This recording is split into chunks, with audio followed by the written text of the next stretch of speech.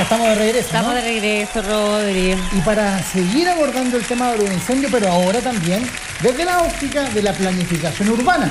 Hablábamos que, por ejemplo, en el caso de Ilquén, Penco, la comunidad estaba antes que los peligros que puedan representar la ampliación del espacio comercial de los terrenos forestales. Tal ¿cierto? cual, sí. Distinto al caso de Valparaíso, donde habían campamentos, gente que se instala en quebrada porque no tenían más donde vivir. Pero también esto se puede prevenir a través de la buena planificación y abordamos el tema con el abogado Rodrigo Álvarez. Aplausos para él. Bienvenido, Rodrigo.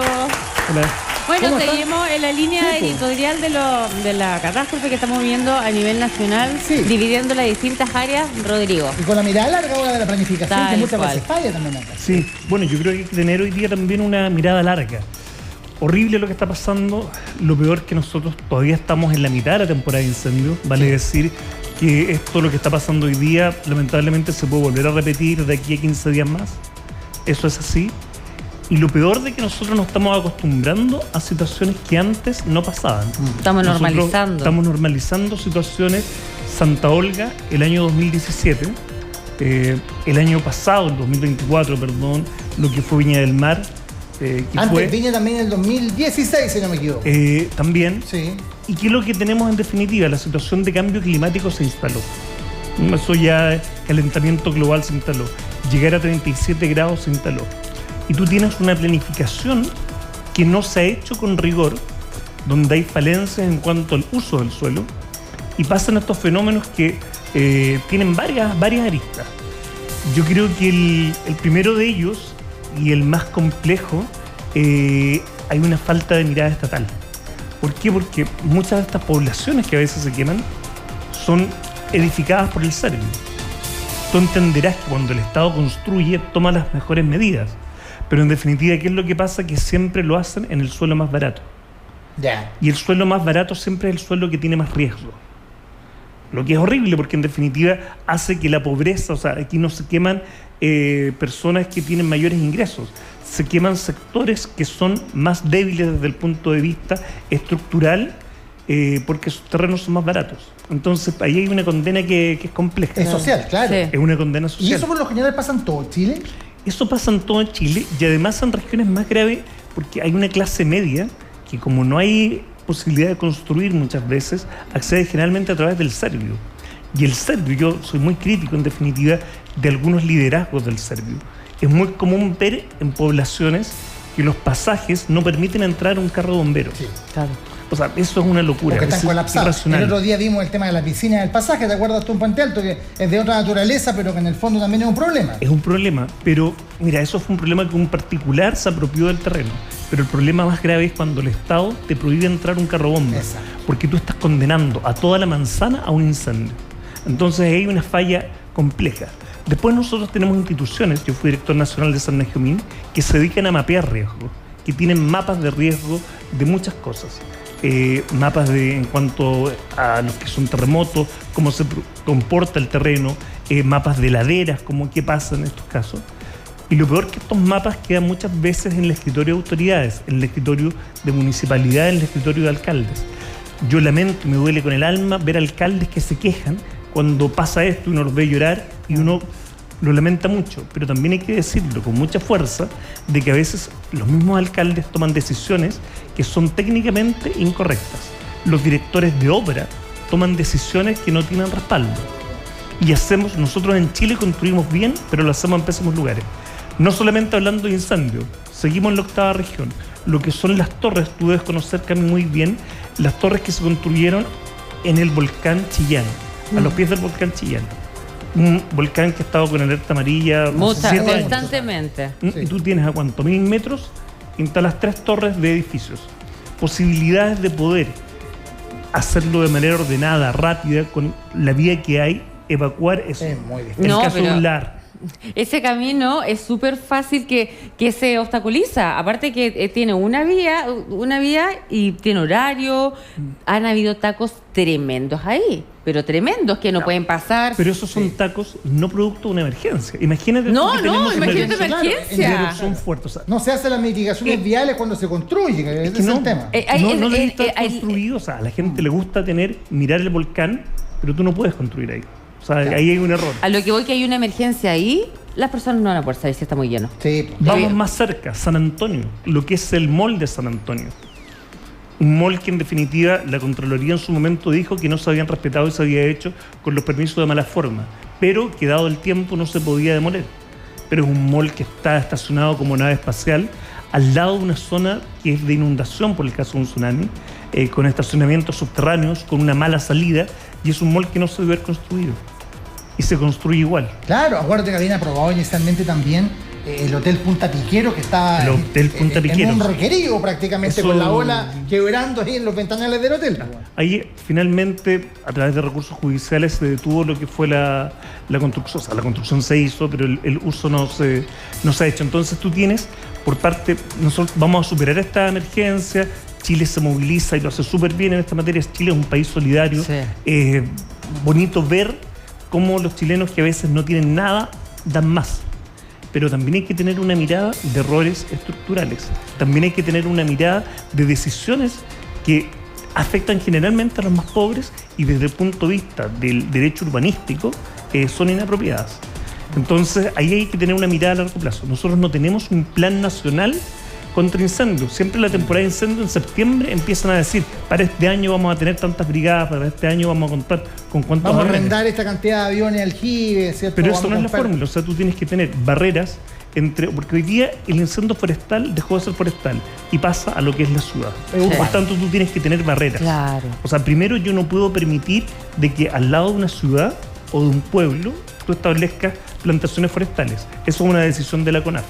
Segundo, si lo permitiste, tú tienes que dar subsidios, porque es la única manera de poder hacerlo para lo que es el raleo. Por tanto, tú tienes que tener franjas que permitan, franjas de 30 metros, que aíslen, en el caso de que exista un incendio, al menos alejarse y eso retardar lo que es la llegada. Entonces, Claro, ¿qué es no lo que que hacemos? pase. Tenemos hoy día nosotros una nueva institucionalidad en cuanto a emergencias, que es Sarnapred en reemplazo de la ONEMI, que avanzó mucho y es muy bueno en evacuar, pero en prevenir es totalmente deficitario. Hay un déficit en lo que es prevención. Hay medidas que no se toman. Lo que pasó hoy día en Lirquén era una situación que mucha gente estaba afectando, estaba diciendo que podía pasar y no se toman las medidas. Lirquén, además, hoy día lamentablemente tenemos muchos pueblos, sobre todo entre la séptima y la novena región, que están con posibilidad porque están rodeados de bosque, con vías de evacuación difíciles, y en definitiva es lo mismo. Y nosotros no va a cambiar hoy día, no es que las temperaturas vayan a empezar a bajar. Y estamos además con otra situación más compleja. Y aquí también yo soy muy crítico en cuanto a lo que es la labor del Ministerio de Vivienda. El Ministerio de Vivienda siempre establece metas por construir. Vamos a construir gran cantidad de casas, pero pierde el sentido de la calidad, pierde el sentido de la ubicación y construye rápido viviendas que tienen riesgos. Bueno, claro. de hecho, en Viña del Mar hay una evidencia que hay un retraso también en la reconstrucción. Cuando hablamos con la Cami, cuando está Arturo, de otro tema que tú, como fuiste autoridad, nos puedes tener una opinión más formada, que es de los protocolos de emergencia. Hubo una polémica el fin de semana, donde acusaciones mutuas, que el Ejecutivo del presidente había firmado tarde, después nos enteramos de que se requería el timbre de Contraloría que llegó 6 horas después. Entonces uno se pregunta, ¿cómo no va a ser posible tener una hoja de ruta más rápida. más rápida, más efectiva, Más de emergencia. que no requiera el timbre de goma, que no requiera tanto llamado y que se active apenas la emergencia lo está Ya lo pida. exigiendo? Mira, yo diría que no es tan así. A ver, para poder decretar lo que es el estado de excepción, el presidente no necesita nada más que poder tomar la decisión de poder hacerlo. Y el estado de excepción le permite casi hacer de todo porque puede pasar incluso por el derecho a propiedad. El No estado pu- de excepción. El estado de excepción por catástrofe. Ya, y, Pero- en este caso, ¿por qué se retrasó por la toma de razón de Contraloría? Mira, no sé, o sea, si es que es necesario la toma de razón inmediata. Claro, la Contraloría demoró 6 horas, pero en definitiva ahí hay un tema de sentido común, que es a veces el que está más lejos de Claro. la Sí, autoridad. exactamente. ¿Necesito el estado de excepción para poder actuar? O sea, a ver, lo que es la movilización de lo que es personal, que se sabía que esta situación iba a pasar. A ver, los incendios forestales en la 8ª región no partieron hace 2 días. No, esta es una están hace situación rato. que estaba de antes. Sí. Por tanto, yo tengo que adelantarme que si va a suceder eso, tengo que tener saber de que tengo que contar con las Fuerzas Armadas porque tienen contingente, tienen maquinaria y tienen capacidad de telecomunicaciones que no tienen nada más.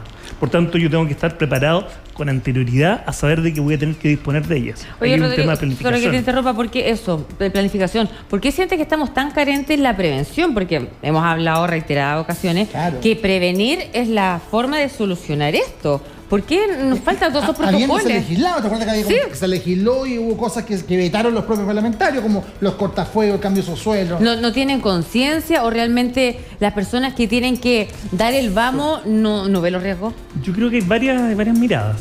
Primero, lamentablemente hay una mirada económica que le cuesta mucho entender a las personas que el prevenir es más barato que el reconstruir. Que reparar. Te doy un ejemplo. A mí me tocó cuando fui director de San Benjamín. Todos los años íbamos a hacer el recorrido con el intendente, el gobernador hoy día, de la quebrada de Macul en helicóptero.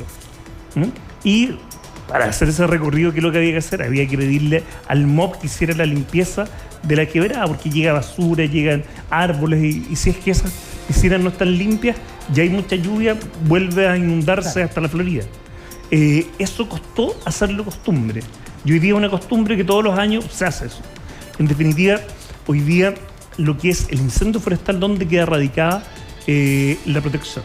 Queda a un departamento de la CONAF.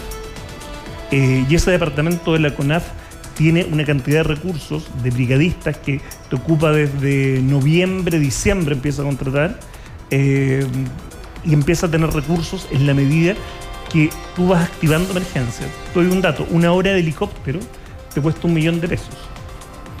Si tú probablemente la puedes licitar antes, te va a salir más barata. Sí. Ahora, esa hora de helicóptero que tú necesitas para la emergencia ya no vale $1 millón. Bueno, está la emergencia de desarrollo, claro. ¿Por qué? Porque opera ya la ley del mercado. Opera en medio del mercado. Y además que tú tienes incendio en otras partes.